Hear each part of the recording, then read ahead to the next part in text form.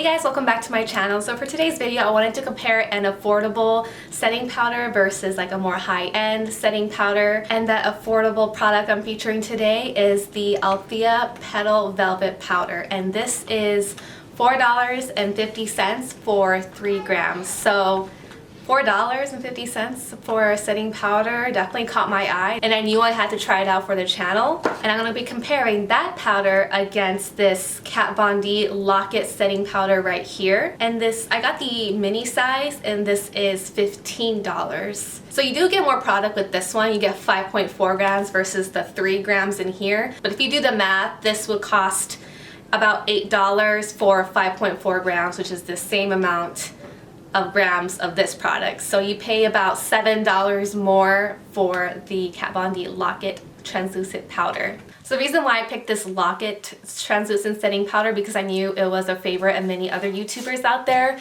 especially for setting the under eyes after concealer.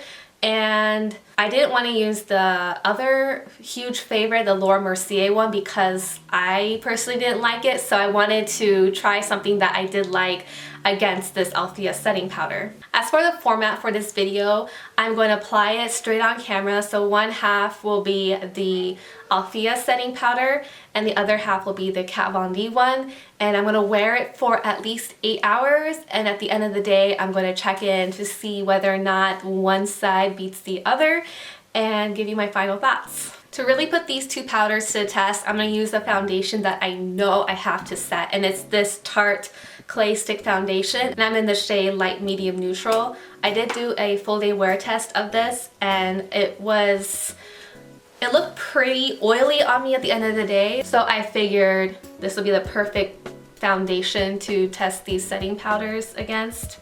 Then I'm going to blend it out using my Sephora Multitasker Complexion Brush. This is the best brush in my opinion to blend out clay or like stick foundations. And it does a really beautiful job of blending everything out. So far my face, I've only done my brows, and I did some light spot concealing because I didn't want to look like a hot mess as soon as you saw me on camera. And the primer I used today was this Touch and Soul No Problem Primer. It is one of my favorite primers in terms of reducing the appearance of pores and like keeping my makeup looking pretty nice throughout the day. But I know despite that primer, this clay stick foundation still needs to be set. Okay, and then for my under eye concealer, I'm going to use the Radiant Creamy Concealer by NARS, and I'm in the shade Custard. And I picked this concealer because I know I do have to set it, otherwise it's going to crease really bad. I'm going to use that same brush that I used to blend out the foundation to blend out the concealer. So now let's set the face. I'm going to first apply the Althea one on this side of the face right here. So this product here is about this size, and it comes with a puff. So I like using the puff to set my face, and then like a fluffy brush to set the under eye. So I'm going to first start with setting the entire half of my face. So here's kind of the description of that velvet powder. So it's supposed to give the skin a radiant, fresh look while giving out a gentle set, and there is that really slight floral scent to it, and it keeps your makeup looking great all day and shine free. So it's perfect for someone with oily skin as mine. So the biggest thing I noticed compared to my unset side is the diminished look of pores and the diminished appearance of like cakiness, because this side definitely looks a lot more cakey than this side right here. And I'm just going to set my under eyes really quick. And for that, I'm going to use this ColourPop brush. The only problem with ColourPop is that they don't write the brush names on here, but I believe that this is like it's kind of like a large blending brush. And I use it to set right underneath my eyes. So I pulled apart this strainer piece right here to get straight to the powder. So I'm just going to lightly tap my brush in it and then tap off any excess and then set my under eyes. Alright, and now on this face, we're going to use the Kat Von D Lock-It Translucent Powder. Similarly, I'm going to use the puff side to get the whole half of my face, and then use a brush to focus on my under eye.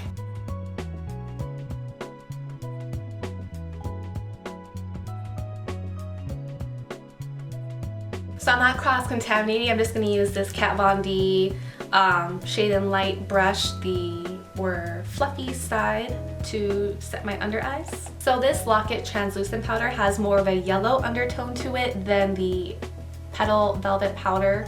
So I felt like the Petal Velvet side looks a lot brighter than the translucent, but I feel that it's not too noticeable. But if you do see a slight difference on camera, that's probably why. So some observations. The Petal side definitely looks a lot blurred, meaning that I do see less appearance of pores, but it's not like too significant. It's just if you look really carefully, it looks that way. But the real test, of course, is after 8 hours. So right now it's about 11 o'clock in the morning, so I'll check in around 7 p.m. to show you how the Althea side did versus the Kat Von D side, and then give you my final review and thoughts on this Althea Petal Velvet powder, as well as a little bit more information on this that I haven't touched upon in this intro. Alright, so I'm just gonna finish my makeup really quick and then get on with my day, and then I'll see you in 8 hours. Hey guys, so it's been exactly 8 hours since I put on both setting powders, and as a reminder, this side was the Althea one here, and this side was the Lock-It translucent powder by Kat Von D. So we'll quickly zoom you in on my face so you can see the results of that full day wear test. So I don't know if it really translates really well on camera, but overall I do have this slight oiliness on my whole face, and I've had this problem with this foundation before, and as a reminder, it was the Tarte Clay foundation stick, and it's one of those foundations where you just have to set or it's gonna look a lot worse than this. But it, throughout my face, my forehead is definitely oily, and the foundation around my nose is completely gone, and I do wear glasses, so that's probably why. So I'm not going to really judge these setting powders on how they do on my nose because there's really nothing there, but that's just normal for me. So on the Althea side, you do see some sort of gathering of foundation, especially on the cheeks and around the corner of my nose, which isn't too big of a deal because, like I said, the foundation around my nose just kind of slides off, so it gathers on the corners of my nose. And if you compare this side, the Althea side, to the Kat Von D side, you see a lot more shininess on the cheeks than you do on the Althea side. So that's the biggest difference that I see. But in terms of the forehead and the chin, it looks about the same, and the under eye concealer pretty much held throughout the day, and there's really no creasing, so both setting powders did a pretty good job of preventing that. So overall, I feel like the Althea one performed a little bit better in terms of how it looks on my cheek, so the part where I have the most texture.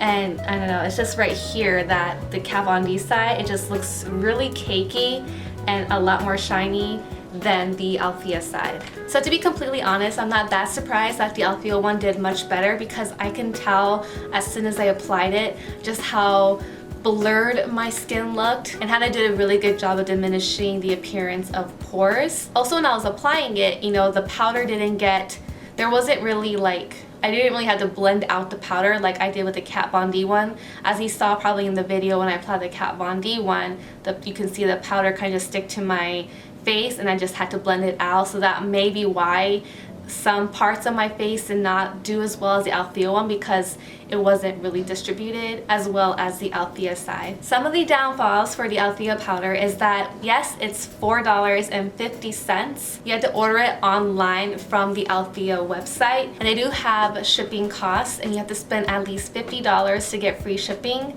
and it can take up to 2 weeks to get your order. So on that note, I really wish that they sold these in bigger sizes, because I feel like I would use this a lot. I probably go through 3 grams really fast. So if I do have to replenish this, it's gonna be a lot more difficult, as opposed to something like the Kat Von D powder, which is a lot more easily accessible. I can order online on Sephora and get it in 2 days, or just walk in the store and find the mini size or the full size one that will last me a lot longer. However, Althea is an amazing site, and I'm not being paid to say this whatsoever, but I really do love their selection of Korean beauty makeup and skincare, and all of their products are at a super affordable price. So I guess I would make these orders when I had to replenish my cleansers, oil cleansers, pretty much anything that I really need to be replenished, I probably just make a big order and just hopefully time it correctly so to come in before I run out. I mean, yeah, it's a lot more difficult to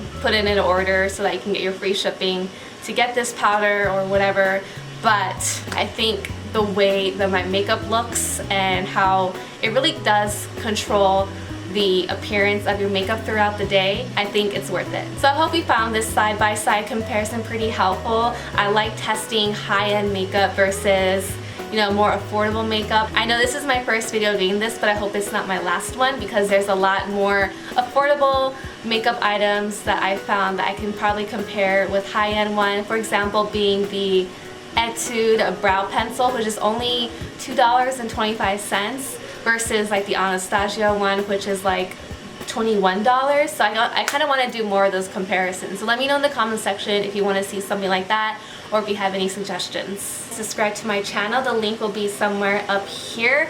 I upload videos every single Wednesday, and while you're at it, please check out my other videos, which I think you might enjoy, over on this side. And thank you so much for watching, and I'll see you next week. Bye!